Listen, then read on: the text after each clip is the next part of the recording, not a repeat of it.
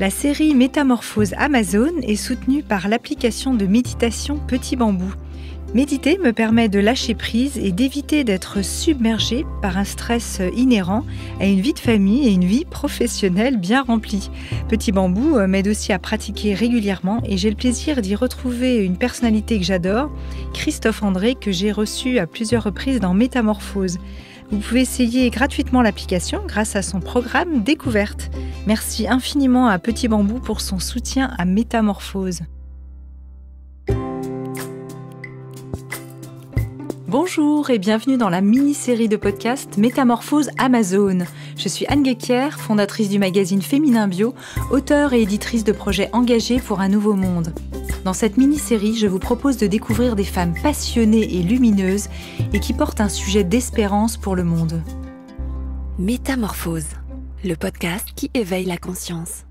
Mon invitée d'aujourd'hui est directrice de la fondation créée en 2011 par le groupe Léa Nature pour extérioriser et mettre en action leurs valeurs et engagements.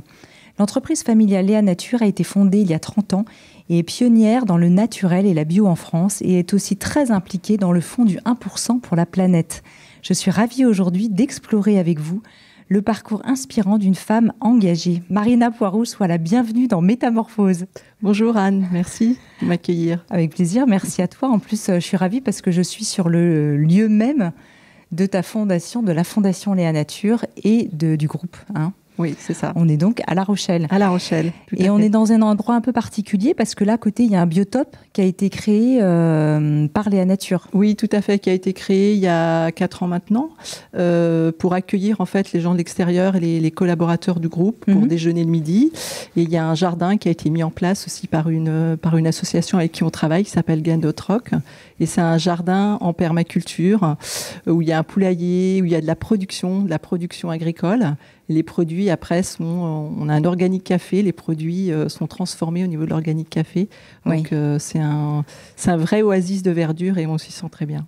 Oui, d'ailleurs, avant cette interview, on s'y est baladé et on a pu avoir vraiment toutes ces odeurs, tout ce biotope. C'est assez extraordinaire quand même de travailler pour une entreprise qui est dans cet environnement. Oui, en fait, la biodiversité en fait, est au cœur de l'entreprise depuis le début. Donc, effectivement, ce biotope permet aux salariés de se rappeler tous les jours en fait, l'ADN de l'entreprise dans laquelle ils travaillent. Oui, c'est bien ça. Ouais, ça, c'est assez essentiel. C'est essentiel, tout à fait. Alors, quel a été ton parcours ? Est-ce qu'il est choisi, le fruit de rencontres certainement et de synchronicité, comme dans tout parcours, je peux imaginer ? Alors mon parcours, il est pas choisi du tout. C'est le fruit de rencontres en fait. Je dirais que je suis quelqu'un d'assez intuitif et très, très instinctif. Donc jamais je me suis dit je vais faire ça comme carrière, je vais faire ça dans ma vie.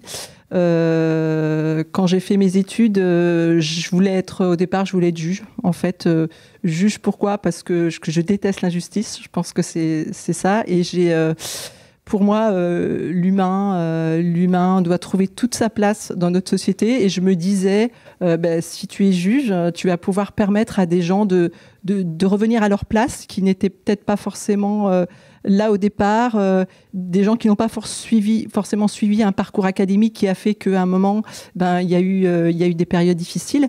Et je me suis dit, si je suis juge, je permettrai à ces gens en fait de revenir là où ils voulaient aller ou pas au départ. Voilà. Et d'où venait ce sentiment de justice ou d'injustice quand tu étais enfant ? Moi, j'ai une de mes filles qui est comme ça et je me demande toujours un peu d'où ça vient, si toi, tu en as le souvenir. Je ne sais pas, je ne me suis jamais posé la question. Peut-être, je pense que ça vient de mon papa, qui était quelqu'un de très juste, très ouvert, d'une grande bienveillance vis-à-vis des autres, et quelqu'un de très humble. Oui, je pense que ça vient de lui. Ça vient de lui. Oui. J'en suis même très persuadée. Très persuadée. Voilà, c'est ça. Est-ce que tu as, dans ton parcours, est-ce qu'il y avait déjà des signes de ces engagements quand tu étais plus jeune ? Est-ce que tu étais déjà peut-être militante ou activiste ? Pour certains, même, ça peut aller jusque-là. Quand j'étais jeune, j'étais un peu rebelle. J'étais un peu contre, en fait. Justement, par rapport à cette injustice, je voyais bien qu'au niveau social, que dans les pays du Sud, il y avait des choses qui n'étaient pas justes. Il y avait des gens qui étaient en souffrance. J'ai beaucoup voyagé quand j'étais jeune, à partir de 20 ans. quand je l'ai fait par moi-même, je n'ai pas du tout voyagé avec ma famille. Et là, ça m'a ouvert sur beaucoup de choses, sur pas mal de souffrances aussi. Et l'humain revenait toujours en fait au centre de mes réflexions et de mes pensées. Et j'étais souvent en fait très affectée.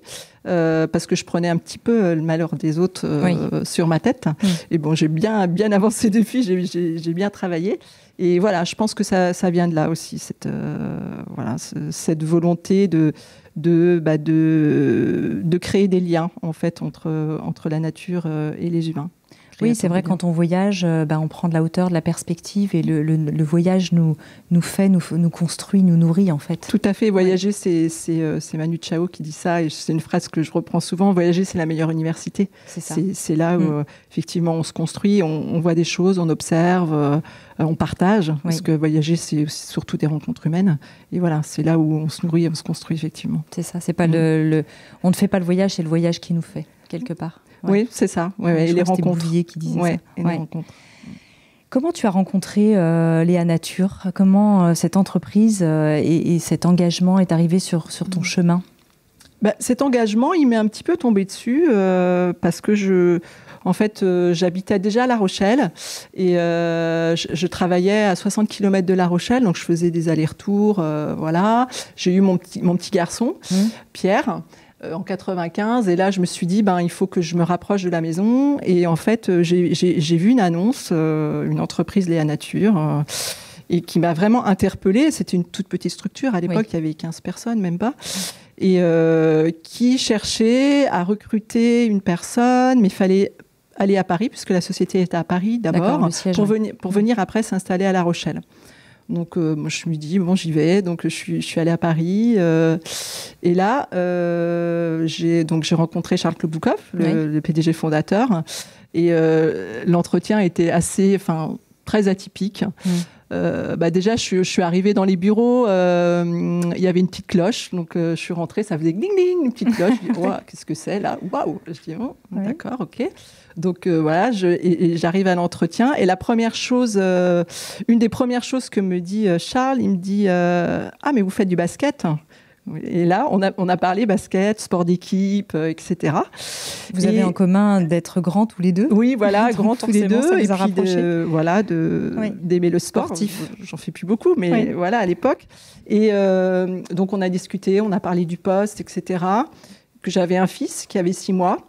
Et là, ce qui a été très, très surprenant pour moi, il m'a proposé un poste, puisque c'était à Paris dans un premier temps, à temps partiel à Paris, pour que je puisse continuer à m'occuper de mon enfant. Donc c'était 3 jours une semaine, 2 jours une semaine, pendant 3 mois, parce que j'avais un enfant de 6 mois. J'avais rien demandé, et c'est venu comme ça très naturellement. Et là, je me suis dit, waouh. Voilà. Parce qu'il faut se replacer dans le contexte d'il y a 30 ans. Maintenant, on a parlé beaucoup de ça. Il y a eu des sujets beaucoup sur le retour des pères, le congé paternité, mais c'est vrai qu'à ce moment-là... À ce moment-là, c'était pas du tout d'actualité. Et voilà, et la priorité de l'enfant. Et ça, je me suis dit, là, c'est atypique. Je suis rentrée chez moi, j'ai dit à mon mari...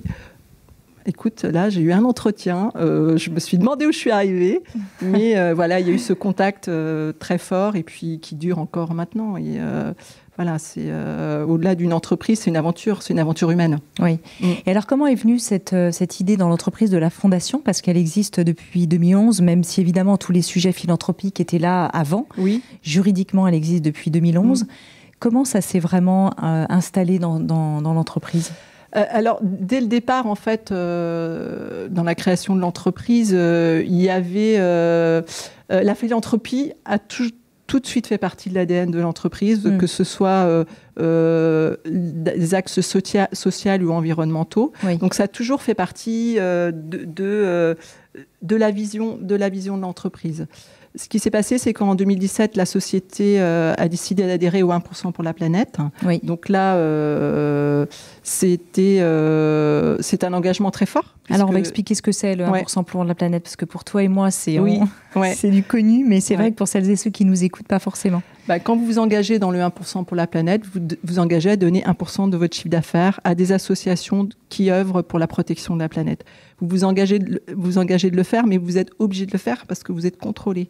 Vos extraits financiers doivent être, des commissaires aux comptes doivent être donnés au 1% pour prouver le chiffre d'affaires que vous avez fait et d'avoir bien extrait 1% et donné à des associations de protection de l'environnement. Donc c'est une taxe verte qu'on s'impose, c'est un impôt vert en fait qu'on s'impose, qui aujourd'hui, donc c'était en 2007, on est en 2020, de nombreuses années après, fait partie du fonctionnement. On se pose même pas la question, dès qu'il y a une nouvelle marque qui est créée, elle rentre au 1% pour la planète. Oui.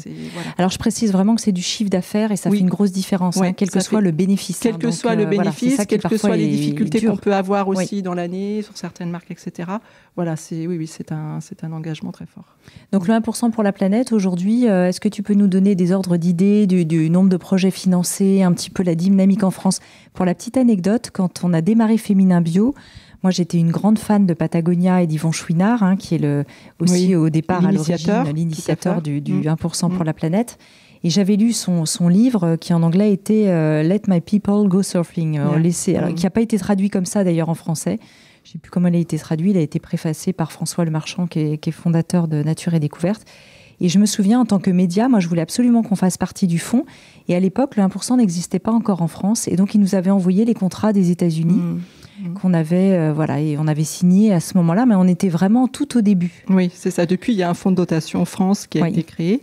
Et effectivement, pour nous, pour Léa Nature, c'est un engagement très fort, puisque c'est plus de 2 millions d'euros par an qui sont distribués à des associations et des ONG de protection de l'environnement.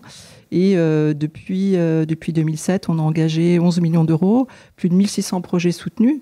Et puis aussi, quelque chose dont je suis très fière, c'est surtout ce travail commun qu'on fait avec les associations et les ONG. Qui est assez atypique. Qui est assez atypique. Au-delà de donner des fonds, on travaille ensemble sur des problématiques, sur des sujets de société qui nous importent. Et nous, l'objectif, c'est de faire levier auprès de ces associations, de ces ONG qui font un travail de terrain extraordinaire, un travail juridique extraordinaire, mais qui ne sont pas suffisamment écoutés, qui ne sont pas suffisamment entendus.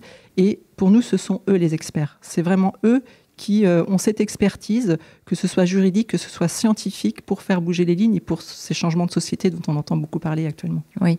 Est-ce que tu peux nous faire rêver, nous donner quelques exemples de projets, justement? Alors, il y en a, tu dis 1600, donc c'est dur de choisir. Hein. Oui.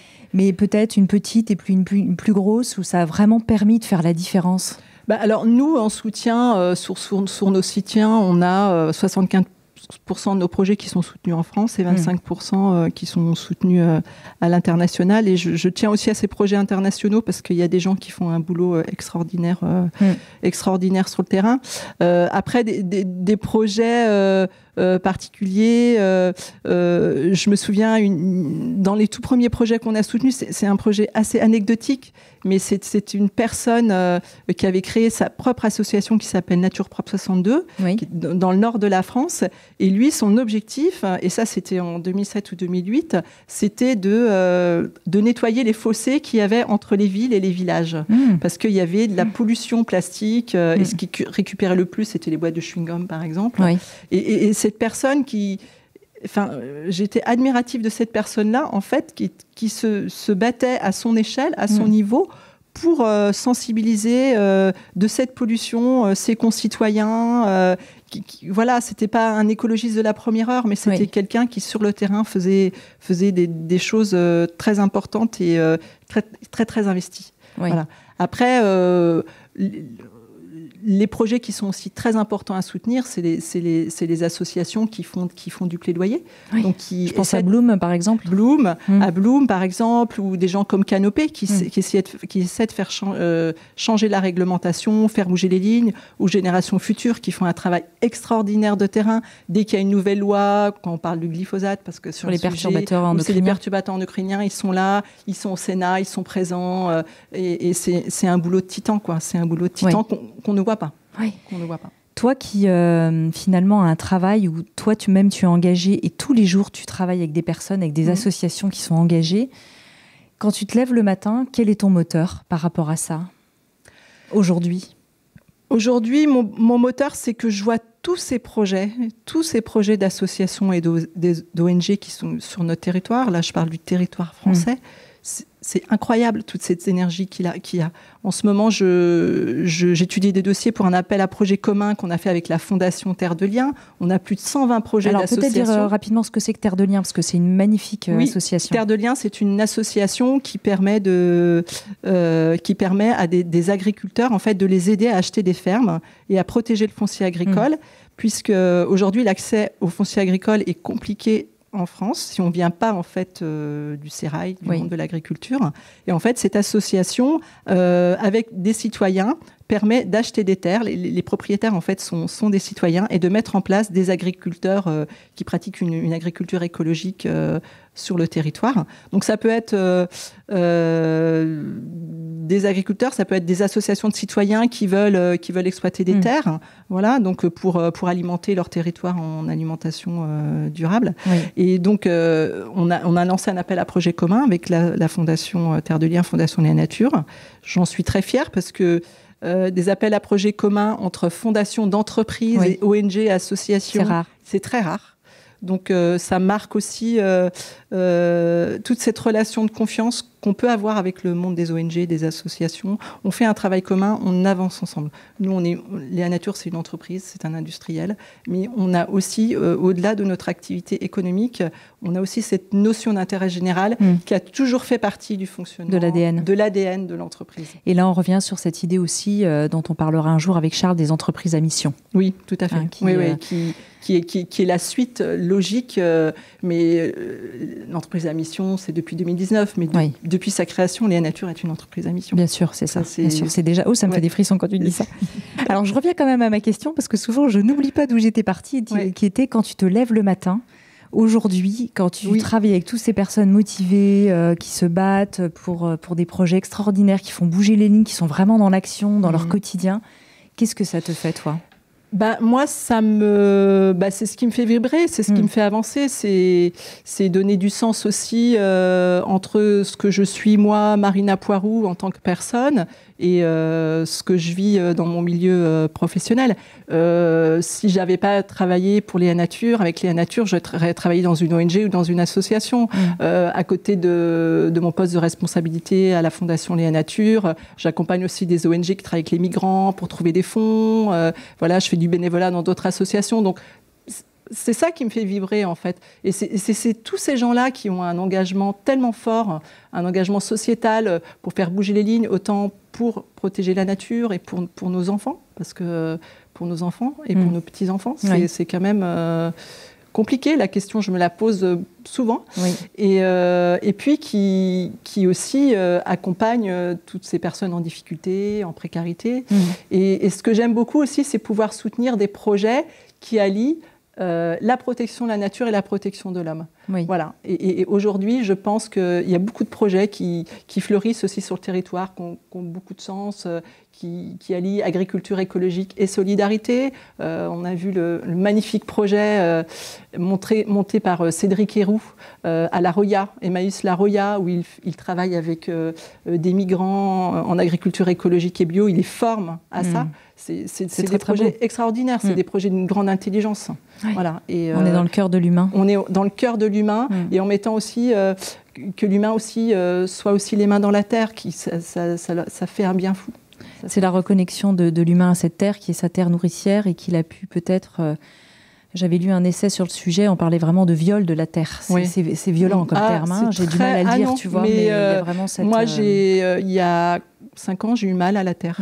J'ai eu mal à la terre. J'étais en Indonésie sur un projet magnifique qui est tenu par une association qui s'appelle Kalawet, qui a été créée par Shani, qui est un Français, qui protège les grands singes et la biodiversité en Indonésie. Et là, pour la première fois, j'ai eu mal à la terre. Un coup de couteau, quoi. Et je suis revenue, mais parce que j'étais sur des terres qui sont spoliées par l'huile de palme, où ça brûlait, etc.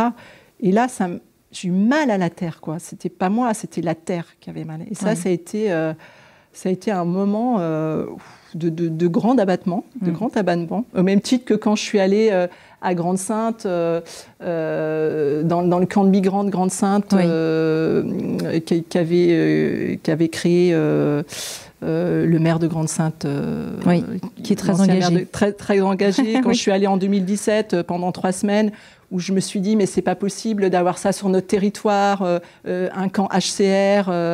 Voilà, quoi. C'est des moments aussi qui te font, quand tu te lèves le matin, tu dis non, mais ça, c'est pas possible. C'est pas possible. Oui, tu rentres en résistance. Tu rentres en résistance et tu accompagnes ces gens qui sont en résistance au quotidien, qui font un travail de dingue et qui, eux, ils sont tous les jours sur le terrain. Moi, je suis pas tous les jours.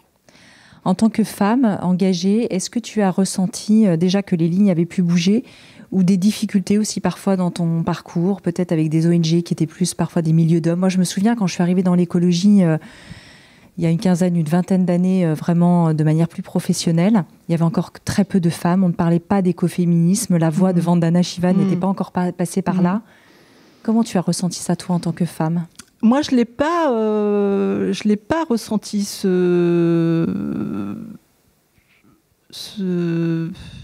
cette opposition homme-femme dans le milieu des ONG. Moi, j'ai toujours eu tendance à aller vers les ONG et les associations militantes. Donc, voilà, parce que peut-être qu'en moi, il y a cette lutte permanente de se dire il faut que ça aille mieux, etc. Et que les solutions académiques, parfois, me semblent trop lentes. On sent que ça chez toi. Voilà, l'urgence me semble trop lente. Exactement. Mais après, non. Mais ce que je constate aujourd'hui, en revanche, c'est que dans les ONG et les associations, il y a énormément de femmes. Oui. Il y a énormément de femmes. Plus qu'avant, tu veux dire? Plus qu'avant. Oui. Et qui construisent, en fait, qui sont peut-être plus calmes, mais qui construisent, qui font des choses très construites, des plaidoyers avec des choses très recherchées et qui, quand elles sont en face, notamment au niveau juridique, quand elles sont en face de gros lobbies et des choses comme ça, qui ne se laissent pas démonter et qui sont sûres de ce qu'elles exposent, qui sont sûres de ce qu'elles disent et qui ne se laissent surtout pas démonter. Et ça, je trouve que c'est assez formidable. J'ai l'impression que tu penses à quelqu'un que j'ai connu il n'y a pas longtemps qui s'appelle Marine, non, c'est ça? Oui, tout à fait. Quand tu dis ça, je la vois, c'est bizarre. Et ça, je trouve ça très impressionnant. Oui. Et ce qui est impressionnant aussi, c'est ces jeunes femmes et jeunes hommes qui aujourd'hui, en fait, et j'en ai poussé beaucoup qui sont venus voir parce qu'ils ne savaient pas vers où aller dans leur travail, etc., qui sont des gens brillants, qui ont fait des grandes écoles et tout. Mais je lui disais, mais vas-y, mets ton intelligence au service de l'intérêt général, vas-y, qui n'osaient pas le faire, puisqu'on les mettait dans un moule. On les mettait dans un moule, tu vas faire une grande école, tu iras dans une grande boîte, tu feras ça, tu feras ça, tu feras ça. Et qui disaient, j'ose pas y aller. Je disais, mais vas-y, quoi. Vas-y, cette intelligence collective qui, aujourd'hui, se met au service de l'environnement, cette nouvelle génération, ça, c'est extraordinaire. C'est ça que tu pourrais donner comme conseil à des jeunes ou des jeunes femmes même qui se disent moi j'ai envie de m'engager mais je ne sais pas par quel bout commencer, comment faire, j'ai fait des grandes études, je suis formatée, voilà. Justement, ce formatage, il faut qu'elles s'en servent pour accompagner ces structures, pour faire levier, pour les professionnaliser. Elles sont déjà bien professionnalisées, mais cette intelligence qui est aussi une intelligence comportementale, ça c'est, pour moi c'est primordial, et fait qu'elles apportent un plus extraordinaire à ce monde des ONG et des entreprises. Dans ce milieu, est-ce que tu sens qu'il y a encore de la colère de ce qui se passe ou tu sens que ça s'apaise à travers justement quelque chose de plus conscient où on dit il faut qu'on travaille ensemble? Parfois, je trouve que dans nos milieux écolos, il y a tendance à avoir le clan des bons et le clan des mauvais. Et j'ai l'impression qu'il faut aussi dépasser d'un point de vue de la conscience un peu ces clivages parce qu'on parle de se battre pour l'environnement, etc. Mais du coup, en faisant ça, on se bat contre d'autres humains. Oui, mais je pense que... le capitalisme est tellement présent dans notre société qu'on n'a pas le choix pour certains sujets de se battre. C'est peut-être dur ce que je dis. L'intelligence collective, travailler avec les uns les autres, bien sûr, on avance tous ensemble, mais ça ne va pas assez vite. Ça ne va pas assez vite aujourd'hui. Et si on ne change pas les règles, si on ne change pas la réglementation sur certains sujets, ça n'avancera pas. Ça n'avancera pas. Donc, il faut... L'action. Il faut l'action. Pas forcément le combat, mais l'action. Non, l'action, c'est voilà. ça. Et puis, bien sûr, ce travail collectif aussi, cette intelligence collective dont tu parles est très importante. Oui, quand on voit le succès de ce livre sur les arbres qui a vraiment montré toute la collaboration et l'intelligence du rhizome dans la nature, qui finalement n'est pas tant en compétition que ce qu'on croyait avec Darwin, etc. Et qu'on voit qu'il y a vraiment cet esprit collaboratif, intuitif. C'est ce qu'on est en train de voir sur le terrain, au niveau de nos territoires. On voit bien que les citoyens, aujourd'hui, une grosse partie des citoyens, pas forcément tous, mais il y a une prise de conscience. La situation dans laquelle on est actuellement avec le Covid, qui est une situation compliquée, tant au niveau économique, tant que sur les projets, etc. On voit que pour les citoyens, il faut fonctionner autrement. Il faut fonctionner autrement. Et il faut fonctionner aussi ensemble. Bien sûr. On arrive à la fin de ce podcast. J'avais cette question sur les rencontres associations philanthropie qui ont lieu tous les ans et qui font des appels à projets et que vous soutenez, que vous financez de manière très active. Est-ce que tu peux nous en parler? Parce que s'il y a des jeunes ou des moins jeunes, des associations en tout cas qui nous écoutent, ça peut être intéressant pour cette année ou d'autres années de prendre la balle au bond et de peut-être proposer des projets. Oui, c'est une très belle rencontre qui est organisée par le Fonds 1% pour la planète. Je crois que c'est la 4e ou la 5e année maintenant. Et en fait, ça permet à des associations de venir pitcher en fait, sur leur programme, sur un sujet en particulier et de venir présenter en un quart d'heure leurs problématiques et sur quoi ils veulent qu'on accompagne. Et c'est surtout que vous avez beaucoup de financeurs qui sont là autour de la table, qui viennent les écouter. Et ce qui est intéressant, c'est qu'il n'y a pas mieux que la relation humaine, en fait. Donc, c'est rassurant. C'est rassurant. Il y a des thématiques différentes d'une année à l'autre. Et même nous, entre financeurs, ça nous permet aussi de discuter des différentes problématiques, de voir sur quelles problématiques il y a des urgences et de nous former aussi. Parce que toutes ces ONG, ces associations, elles nous apprennent beaucoup. Et nous, on se forme. Bien sûr. Marina Poirou, merci infiniment pour ce temps partagé avec nous aujourd'hui. Tu étais la première de Métamorphose Amazon. Je suis vraiment honorée de l'avoir partagé avec toi. Merci pour tous ces conseils prodigués aussi en qualité de femme engagée pour ces jeunes aussi, ces nouvelles générations. Je suis sûre que tes propos en inspireront plus d'un et plus d'une. Je rappelle que tu es la directrice de la fondation du groupe Léa Nature et on peut retrouver toute l'actualité du groupe sur www.leanature.com. Merci. Merci Yann. Merci à toi. Merci. Découvrez en avant-première les invités du podcast Métamorphose Amazon sur Instagram à l'adresse Métamorphose Podcast et surtout abonnez-vous sur votre plateforme préférée pour suivre tous les épisodes gratuitement. Métamorphose, le podcast qui éveille la conscience.